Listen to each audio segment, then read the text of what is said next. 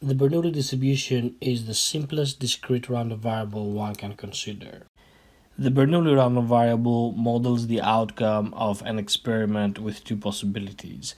And even though we encode these possibilities here as 1 and 0, the interpretation of these labels could be, for example, success and failure of an experiment, or heads and tails in a coin toss, or whatever you actually have in that particular application. So the Bernoulli random variable takes the value 1, or it results in a success of the experiment with probability theta, and it gives the value 0 with probability 1 minus theta. The important thing to remember here is this notation right here at the bottom, which we read x, the random variable x, follows a Bernoulli distribution with parameter theta. Now this symbol right here is what is read follows. And what you have on the left of this symbol is a random variable, and what you have on the right is a distribution for that random variable. So the distribution, if you like, is the law, the probability law that the random variable is following. Let's look at the probability mass function of a Bernoulli random variable. Of course, by definition, we have that the probability that x is equal to 1 is theta. And from the application of the obvious rule, we can find the probability that x equals 0 is 1 minus the probability that x equals 1, which is, of course, 1 minus theta. Now, let's calculate the expectation of the Bernoulli.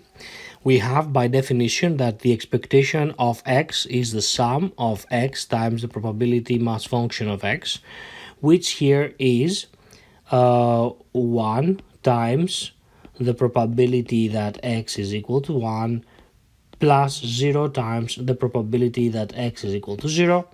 And of course the probability that x is equal to 1 is theta, and the probability that x is equal to 0 is 1 minus theta. So we're going to get that the expectation of x is theta. For the variance, we need to use the formula that states the variance is the expectation of the square of the random variable minus the square of the expectation. We already have the expectation, so we need to find the expectation of the square of the random variable. And this, by definition, is the sum over all the values of x squared times the probability mass function of x, which is here 1 times theta, which is the probability that x is equal to 1, plus 0 times 1 minus theta. Of course, this 1 is squared, which is the same as 1, and the 0 is squared, which is the same as 0. And this is going to give us, again, theta.